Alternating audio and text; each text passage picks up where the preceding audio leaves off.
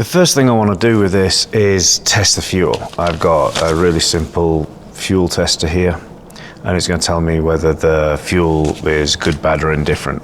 Something definitely caused this thing to fail, and I need to know what it is. What I'm curious about though is how I get to the fuel without spilling it all. Oh, there we go.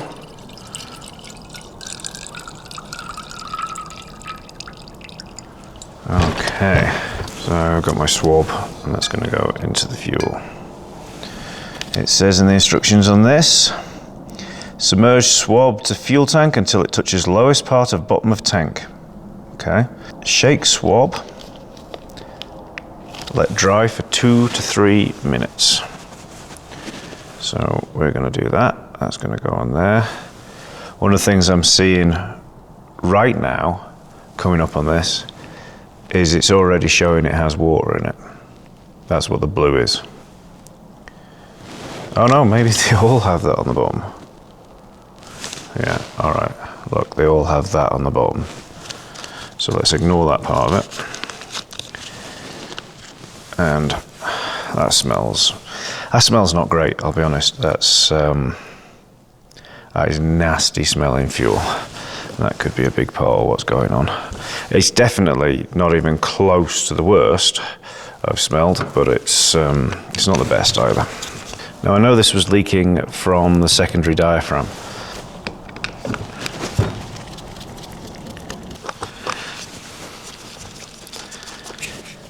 There you go.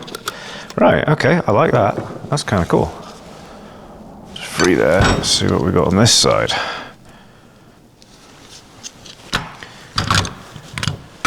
Oh, look at that. Whole bottom plate comes off.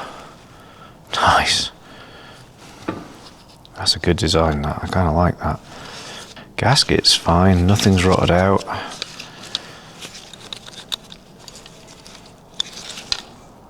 Nothing to report there, really. Okay. Oof. So what we can see is the fuel that went into this was garbage. I mean, I don't know if this truck had a fuel filter on it. If it did, it was not doing its job, because this is horrible.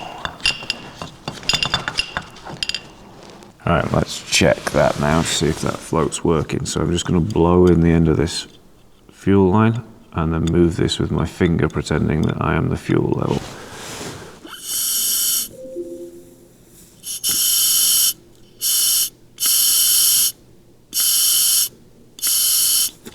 So that works fine and is sealing okay. No problem with that, other than all the dirt. I don't love the look of that jet. I don't know why these look tarnished. It's kind of strange.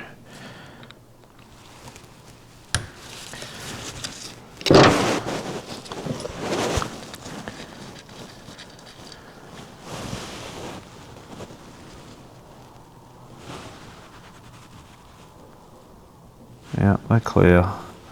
There's nothing terrible going on there. Again, these are really good clean, but that's not why this thing was leaking. So let's get into the other side.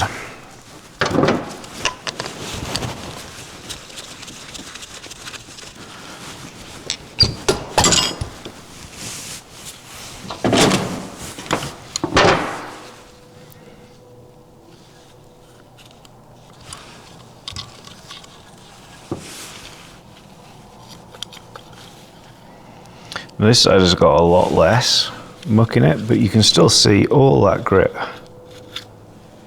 I mean, there's some, carburetor wise, there's some huge chunks of grit and mud in there.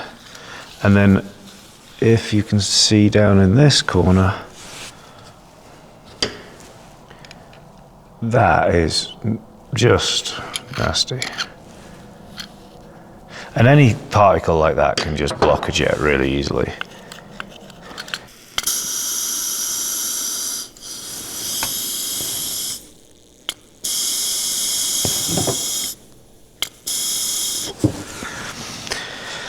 It's working, not the best ever, but it is sealing. We'll certainly be fine after a clean.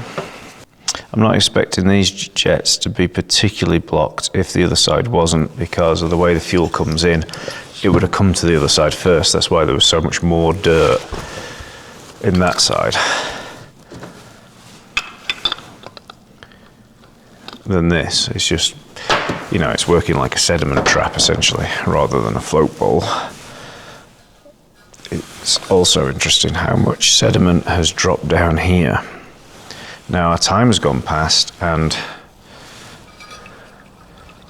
it says, I'm going to test it again because I'm a bit curious, but it hasn't changed colour at all, which really surprises me, because I know that the fuel that was in this truck was not that fantastic and it does not smell great. But it passes. It says it's flammable. I ain't going to test that particular part of it. So looking at the casting here, the only way we're going to get into that secondary diaphragm is by pulling that whole assembly off, because otherwise I'm never going to get to that.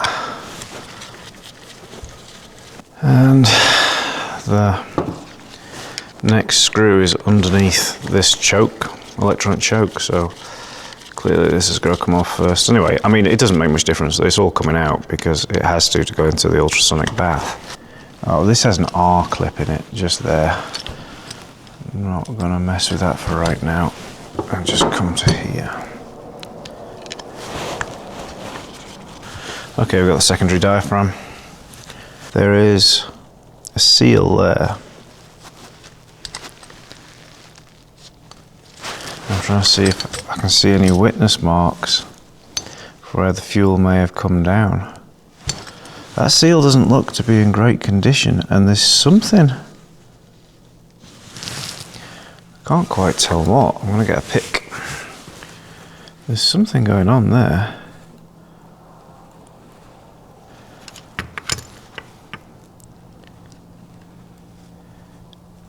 It's full of some kind of adhesive.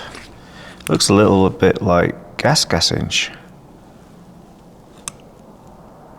but I don't know why you would put that in a carburetor, but that's definitely not good. Maybe the seal has deteriorated to the point where it's not doing seal things. Yeah, it's part of that seal that's come apart, so that easily could have been leaking through there.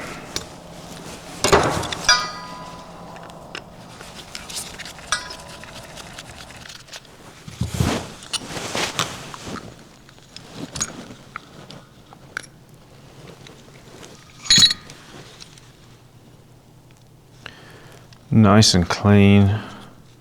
Everything's good on that. This is, I was expecting to see this gone.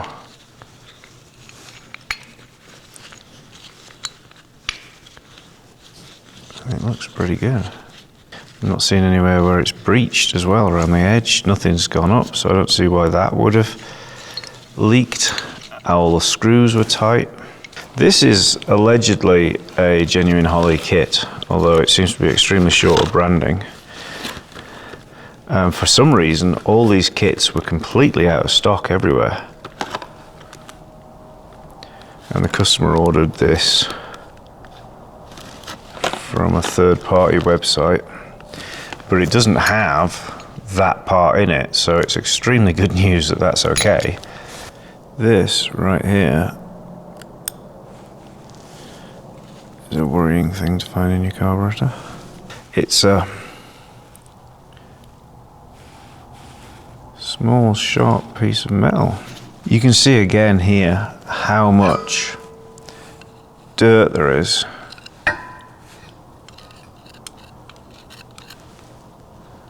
In the bottom of this carb.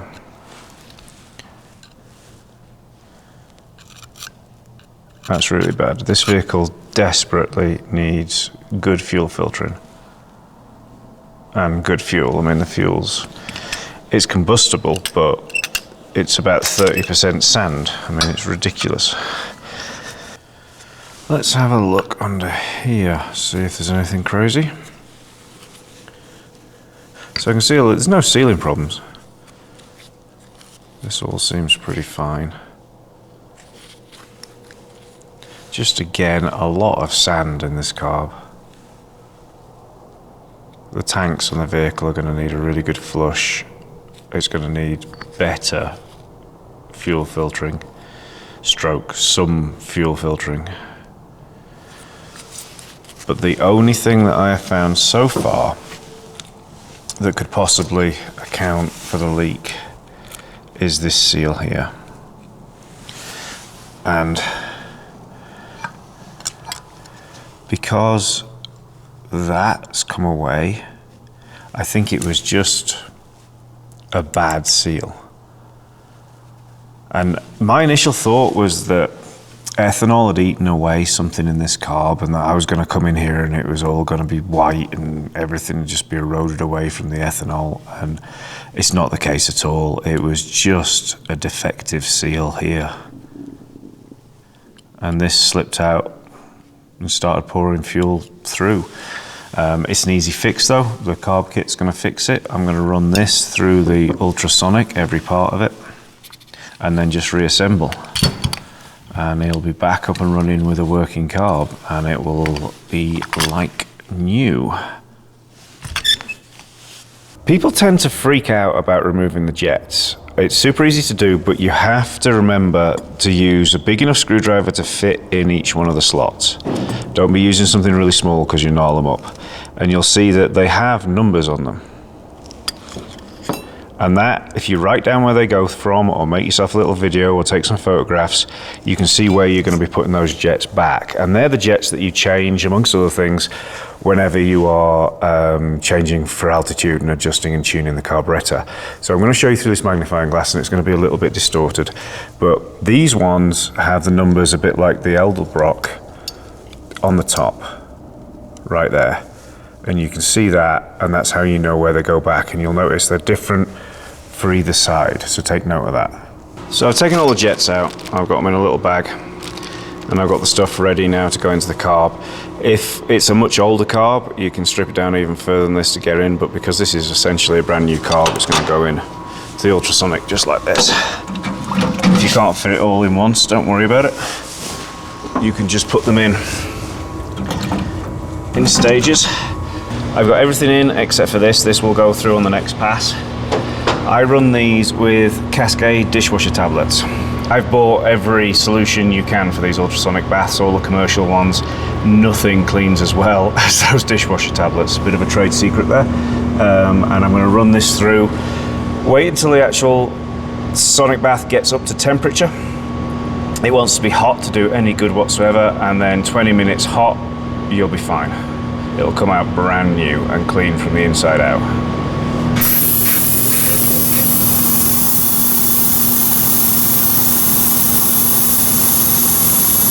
I've got everything out of the ultrasonic bath now. I've run solvent through each one of the ports and then blown them out with an airline just to make sure that there's nothing left in any ports or any weird places. There's a little bit of surface solvent on it. Other than that, we're pretty good.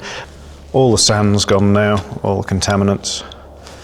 It's good and clean, and we're not going to have any issues with anything clogging any of the jets now. And it's ready for reassembly. This is the last jet going back in. They don't have to be super tight, but if you can get them in there, you want to use the biggest screwdriver that will fit in there, because smaller ones will gnarl them up a little bit. So now that they're all back, this can be reassembled.